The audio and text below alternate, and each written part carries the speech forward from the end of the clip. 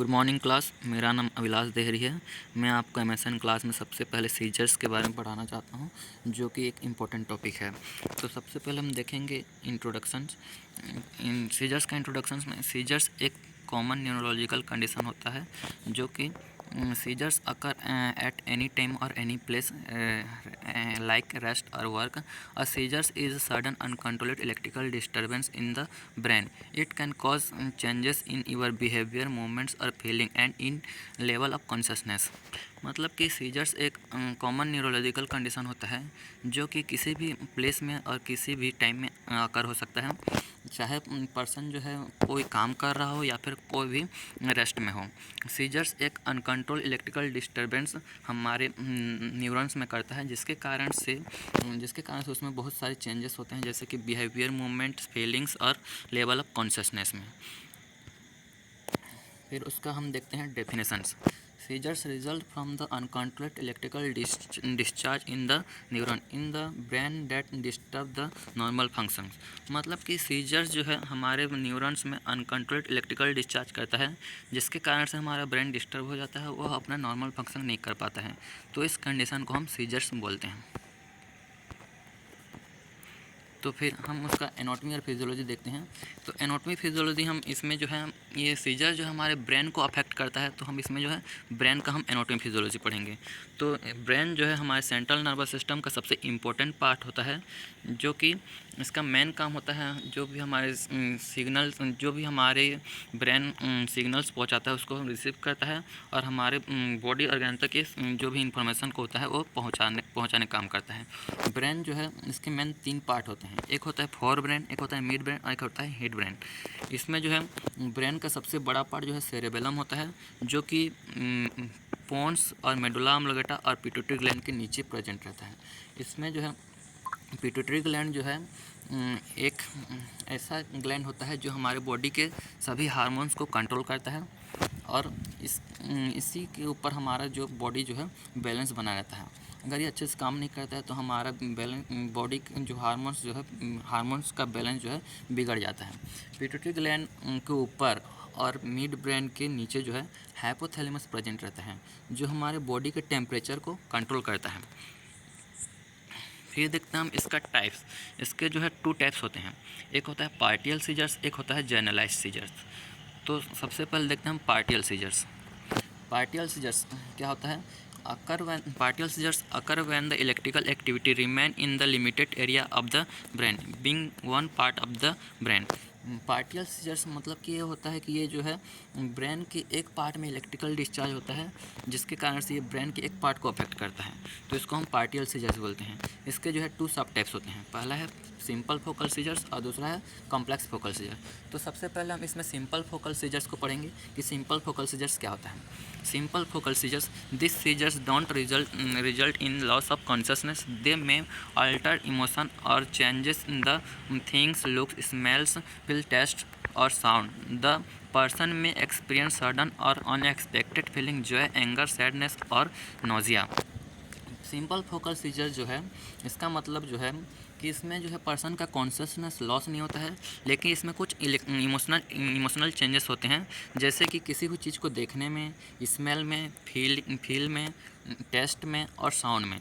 और इसमें कुछ अनएक्सपेक्टेड चेंजेस होते हैं, जैसे कि जॉय होता है। जॉय मतलब होता है कि उसको वो खुश हो जाता है, और दूसरा है कि एंगर, वो एकदम से गुस्सा करने लगता है, सैडनेस एकदम से दुखी हो जाता है, और नोजिया। तो ये सब उसमें सिम्टम्स जो है प्रेजेंट रहते हैं, तो इसको हम सिंपल फोकल सीजर्स बोलते हैं। फिर दूसरा है, उसका दूसरा सब टाइप्स होता है कि complex focal seizures. Complex focal seizures, in a complex focal seizure the person has a changes in a loss of consciousness for a period of time, or his consciousness may be altered, producing a dreaming experience। मतलब कि complex focal seizure जो होता है, इसमें कुछ time period के लिए person का कॉन्शियसनेस जो है लॉस हो जाता है, और इसमें जो है ड्रीमिंग एक्सपीरियंस होता है। कॉम्प्लेक्स फोकल सीजर जो है वो सीजर्स का सबसे स्टार्टिंग और नॉन पर्पसफुल मोमेंट होता है, जिसमें पर्सन कुछ कुछ ऐसे काम करता है जैसे कि अपने हाथ को रगड़ने लगता है और कुछ चबाने की कोशिश करता है, कुछ निगलने की कोशिश करता है और उसको कुछ चक्कर टाइप का फीलिंग होता है, तो उसको बोलते हैं हम कॉम्प्लेक्स फोकल सीजर्स। फिर देखते हैं हम दूसरा टाइप, जैसे कि दूसरा टाइप सीजर्स का जनरलाइज सीजर्स। जनरलाइज सीजर जो है ये ब्रेन के ब्रेन के दोनों पार्ट में इन्वॉल्व होता है, मतलब कि इसमें ब्रेन के दोनों पार्ट में इलेक्ट्रिकल डिस्चार्ज होता है, तो हम इसको बोलते हैं जनरलाइज सीजर्स। पहले में क्या होता था पार्टियल सीजर्स में कि वो ब्रेन के एक पार्ट को अफेक्ट करता था, अब जनरलाइज सीजर्स ये है कि इसमें ब्रेन के दोनों पार्ट को अफेक्ट करता है। इसके जो है 4 सब टाइप्स होते हैं। 4 सब टाइप्स में पहले है सबसे पहले एब्सेंट सीजर्स, दूसरा है तो एब्सेंट सीजर्स क्या होता है सबसे पहले देख लेते हैं। Absent seizures it may loss than 1 minute there will be being loss of consciousness and starings, मतलब कि इसमें जो है 1 मिनट या उससे कुछ ज़्यादा समय के लिए पर्सन का कॉन्शियसनेस लॉस हो जाता है और उसको जो है चक्कर आने लगता है, तो उसको बोलते हैं हम एब्सेंट सीजर्स। फिर दूसरा है tonic and clonic seizures. Tonic और क्लोनिक सीजर्स में जो है जर्किंग मूवमेंट प्रेजेंट रहता है, पर्सन में जर्किंग मूवमेंट प्रेजेंट रहता है और उसको जो है झटके आने लगते हैं, जिसके कारण से उसमें टंग बाइट होने के चांसेस रहते हैं। फिर तीसरा है जो है atonic seizures. Atonic seizures in a sudden up muscles strength will the seizures in occurring, मतलब कि इसमें जो है पर्सन का मसल जो है सडन ही वीक हो जाता है, जिसके कारण से वो किसी भी काम को अच्छे से नहीं कर पाता है। अगर वो चल रहा होता है तो अचानक से गिर जाता है, या फिर वो लेटा रहता है या फिर बैठा रहता है तो वो खड़े नहीं हो पाता है, क्योंकि उसका मसल जो है एकदम वीक हो जाता है, तो इसको बोलते हैं हम इसको जो बोलते हैं एटोनिक सीजर्स। फिर इसका लास्ट टाइप है myoclonic seizures. Myoclonic seizures in this type of in there will the loss of consciousness for a few second और not but bring jerking movement will be present, मतलब कि इसमें जो है jerking movement present रहता है और इसमें कुछ टाइम पीरियड के लिए उसमें कॉन्शियसनेस लॉस हो जाता है, तो इस टाइप के सीजर्स को बोलते हैं मायोक्लोनिक सीजर्स। ये मायोक्लोनिक सीजर जो होता है ये सीजर्स का सबसे जो है खतरनाक वाला सीजर्स होता है, इसमें जो है पर्सन के डेथ होने के चांसेस होते हैं। अब इसका हम देखेंगे कॉजेस इटियोलॉजी, जिसको हम बोलते हैं इटियोलॉजी। सबसे पहले इसमें है एडियोपैथिक। एडियोपैथिक मतलब होता है कि अननोन, इसका कॉजेज जो है अननोन होता है, लेकिन इसमें फिर भी कुछ कॉजेज बताए गए हैं, जैसे कि फीवर, अगर हाई फीवर होता है तो उसके कारण से हमको सीजर्स होने के चांसेस होते हैं। हेड इंजरी, अगर हेड में किसी प्रकार का चोट लग जाता है तो उसके कारण से भी उस पर्सन को सीजर्स होने के चांस रहते हैं। हाइपरटेंशन मतलब कि जैसे कि बीपी अगर हमारा अचानक से बढ़ जाता है किसी कारण की वजह से, तो उसकी वजह से भी हमको सीजर्स आने के चांस हो सकते हैं। फिर होता है टॉक्सिक कंडीशन। टॉक्सिक कंडीशन मतलब ये होता है कि जैसे रीनल फेलियर मतलब कि अगर किडनी हमारा फेल हो जाता है, या फिर जैसे कि हेप्टिक फेलियर मतलब कि होता है कि लीवर अगर हमारा डैमेज हो जाता है, तो इस कंडीशन को हम बोलते हैं टॉक्सिक कंडीशन। तो ऐसे कंडीशन में भी हमारा जो है सीजर्स आने के चांसेस होते हैं। फिर है ब्रेन ट्यूमर की वजह से, अगर ब्रेन में किसी प्रकार का ट्यूमर बन जाता है तो उसके कारण से भी सीजर्स होने के चांस रहते हैं। ड्रग एंड अल्कोहल विड्रॉवल में होता है कि अगर पर्सन पहले एक्सेसिव अमाउंट में ड्रग और अल्कोहल कंज्यूम करता था और वो अचानक से वो छोड़ दे रहा है ड्रग लेना या फिर अल्कोहल लेना, तो उसके जो कॉम्प्लिकेशंस होते हैं तो उसको बोलते हैं हम अल्कोहल विड्रॉवल। फिर हम लास्ट जो है सेंट्रल नर्वस सिस्टम इन्फेक्शंस, अगर हमारे सेंट्रल नर्वस सिस्टम में किसी प्रकार का इन्फेक्शंस होता है तो उसके कारण से भी सीजर्स आने के चांस होते हैं। फिर हम देखते हैं इसका पैथोफिजियोलॉजी में देखते हैं कि जो भी इसके कॉजेस रहते हैं उसके वजह से जो होता है ड्यू टू इटियोलॉजिकल फैक्टर्स मतलब कि जो हमारे कॉजेस रहते हैं उसकी वजह से अगर हमारे ब्रेन के न्यूरॉन्स में कोई इलेक्ट्रिकल डिस्चार्ज होता है तो हमारे न्यूरॉन्स में कॉर्टियल डिस्चार्ज होने लगता है, जिससे हमारे कॉर्टियल ब्रेन न्यूरॉन के कॉर्टियल का ब्रेकडाउन होने लगता है और वह जो है साइनेप्टिक क्यूरेंट्स का इनहिबिट होने लगते हैं। अगर हमारे न्यूरॉन जो कॉर्टियल डिस्चार्ज करता है उसका अगर ब्रेकडाउन एक्सेसिव अमाउंट में होता है तो उसको जो है जनरलाइज सीजर्स होने के चांस रहते हैं, और अगर जो न्यूरॉन्स हमारा कॉर्टियल डिस्चार्ज करता है अगर वो कम अमाउंट में होता है तो उसको जो है पार्टियल सीजर्स होने के चांसेस रहते हैं। फिर हम देखते हैं उसका sign and symptoms. Sign and symptoms मतलब कि होता है लक्षण, कि अगर सीजर्स होता है तो हमको क्या क्या लक्षण दिखाई देंगे पर्सन्स में। तो सबसे पहला जो है कन्फ्यूजन्स होगा, वो जो पर्सन्स है उसमें कन्फ्यूज़न दिखाई देगा। फिर उसमें अनकंट्रोलेबल जर्किंग मूवमेंट प्रेजेंट होगा। अनकंट्रोलेबल जर्किंग मूवमेंट्स मीन होता है कि जैसे कि उसमें झटके आने लगेंगे उसको। फिर उसमें ओरा होगा। ओरा मतलब होता है कि उसमें ऐसे कुछ संकेत दिखाई देते हैं, जैसे कि हम जान सकते हैं जैसे किसी को फीवर होता है तो उसमें पहले से उसको पता चल जाता है कि हमको फीवर आने वाला है, तो इस टाइप का उसको जो है संकेत दिखाई देंगे, तो उसको बोलते हैं हम ओरा। फिर सडन सडन फॉल्स मतलब कि अचानक से वो गिर सकता है। फिर स्टेयरिंग मतलब कि उसको चक्कर आ सकता है। और स्ट्रेंस सेंसेशंस एंड इमोशंस मतलब कि उसका जो है सेंसेशंस और इमोशनल जो है बहुत ही वीक होता है, वो किसी भी चीज़ को अच्छे से सेंस नहीं कर पाएगा और इमोशंस को वो उसका इमोशन जो है बहुत ही वीक हो जाएगा। फिर लास्ट है इसका loss of consciousness and awareness. इसका जो है कॉन्शियसनेस और अवेयरनेस जो है लॉस हो जाएगा। फिर हम देखेंगे इसका डायग्नोस्टिक इवैल्यूएशन। डायग्नोस्टिक इवैल्यूएशन में सबसे पहले हम इसका हिस्ट्री टेकिंग करेंगे। हिस्ट्री टेकिंग में उसका प्रेजेंट और पास्ट हिस्ट्री टेकिंग करेंगे, और उसको ये भी देखेंगे कि उसके फैमिली मेम्बर में किसी को तो पहले सीजर्स नहीं आता था, अगर उसके फैमिली मेम्बर में किसी को सीजर्स आता है तो उसको भी देखेंगे। फिर जो है उसका फिजिकल एग्जामिनेशन करेंगे, और पेशेंट का जो है हेड टू टो उसका फिजिकल एग्जामिनेशन करेंगे। फिर उसका हम ब्लड टेस्ट करेंगे, ब्लड में कंप्लीट ब्लड काउंट करेंगे। फिर उसका हम सीटी स्कैन करेंगे, उसके जो स्कल है उसका हम सीटी स्कैन करेंगे। और फिर लास्ट जो है एमआरआई करेंगे। एमआरआई मतलब होता है कि मैग्नेटिक रेजोनेंस इमेजिंग्स।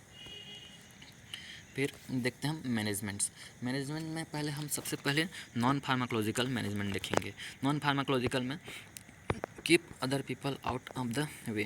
इसका मतलब है कि जब पर्सन को जब सीजर्स आएगा तो उसके रास्ते से जो है पर्सन को दूर रखना है, ताकि दूसरे पर्सन को दूर रखना है ताकि उनको कोई भी हार्म ना पहुँचे। फिर दूसरा है क्लियर हार्ड और sharp object way from the persons. उसके पास जो भी हार्ड और शार्प ऑब्जेक्ट रहता है उसको हम दूर रखेंगे ताकि उसको और दूसरे को भी चोट ना पहुँचे। फिर don't try hold them down और स्टॉप द मूवमेंट। उसको जो भी मूवमेंट हो रहा है, जो भी वो मूवमेंट कर रहा है उसको हम रोकने की कोशिश नहीं करेंगे, नहीं तो इसके भी कुछ कॉम्प्लिकेशंस अराइज हो सकते हैं।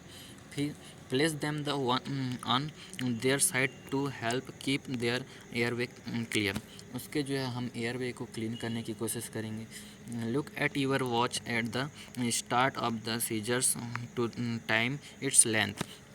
मतलब कि अगर उसको जो सीजर्स हो रहा है उसको हम उसके टाइम ड्यूरेशंस को हम नोट करेंगे कि वो कितना टाइम तक हो रहा है, वो कितना लंबा समय तक चल रहा है, तो हम उसको नोट करेंगे। Don't put anything in their mouth. जब उसको सीजर्स आ रहा है तो उसके मुंह में हम किसी प्रकार का कुछ भी सब्सटेंस जो है नहीं डालेंगे, नहीं तो उसके कुछ कॉम्प्लिकेशंस अराइज हो सकते हैं। फिर देखते हैं हम फार्माकोलॉजिकल मैनेजमेंट में सबसे पहले हम एंटी कन्वर्जन ड्रग देंगे। एंटी कन्वर्जन ड्रग वो होते हैं जो कि किसी प्रकार के सीजर या फिर मिर्गी आते हैं तो उसको रोकने में हेल्प करता है, तो उसको बोलते हैं हम एंटी कन्वर्जन ड्रग। तो इसमें सबसे पहले हम कार्बामेज़ापाइन देंगे। कार्बामेज़ापाइन ड्रग जो है एक एंटी कन्वर्जन ड्रग होता है जिसको हम 500 mg तक देंगे। फिर दूसरा है फेनिटोइन एक कॉमन मेडिसिन होता है जो हम गवर्नमेंट हॉस्पिटल में देख सकते हैं। इसको जो है हम 50 mg तक दे सकते हैं। फिर एक होता है सोडियम वॉलपरेट हम उसको दे सकते हैं, और उसको हम डाइज़ापाम भी दे सकते हैं।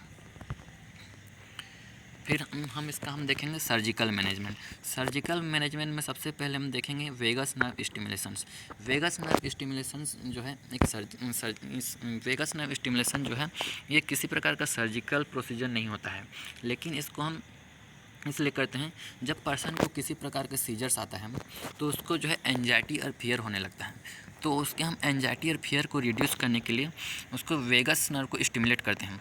अब वेगस नर्व को हम कैसे स्टिमुलेट करते हैं, जो भी उसका वेगस नर्व रहता है तो उसको हम प्रेस करके जो ब्रेन के प्रेस करते हैं, जिससे हमारा न्यूरन जो है वो एक्टिवेट हो जाता है और हमारा ब्रेन जो है अच्छा फंक्शन करने लगता है, जिससे कि पर्सन का फियर और एंजाइटी रिड्यूस होता है।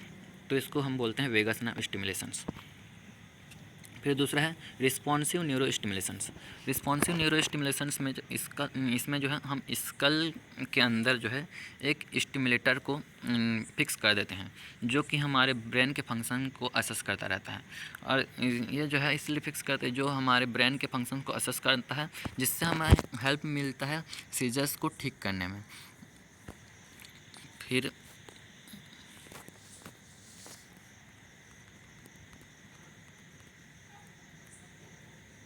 कॉम्प्लिकेशंस देखेंगे।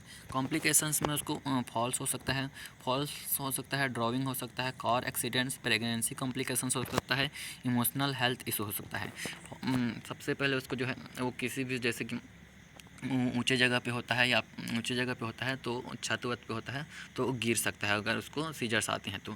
फिर ड्राइविंग्स मतलब कि वो डूब सकता है अगर वो पानी वाले जगह पे है, तो अगर उसको सीजर्स आते हैं तो वो डूब सकता है। कार एक्सीडेंट हो सकता है उसका, और प्रेगनेंसी कॉम्प्लिकेशंस हो सकता है, और इमोशनल हेल्थ इशूज़ हो सकते हैं। उसको हेल्थ में जो है बहुत सारे अफेक्ट पड़ सके हैं। फिर उसके हेल्थ एजुकेशन, तो हम इसका जो है लास्ट देखेंगे हेल्थ एजुकेशन के उसको हम क्या क्या हेल्थ एजुकेशन देंगे। पहला है एडुकेट स्लीप, उसको जो है प्रॉपर स्लीप लेने के लिए बोलेंगे। अवॉइड ड्रग एंड एल्कोहल, उसको जो है ड्रग और एल्कोहल का अवॉइड करने के लिए बोलेंगे। मिनिमाइजिंग द इमोशनल स्ट्रेस, उसके इमोशनल स्ट्रेस को कम करने के लिए बोलेंगे। फिर एक्सरसाइज, उसको प्रॉपर एक्सरसाइज करने के लिए बोलेंगे।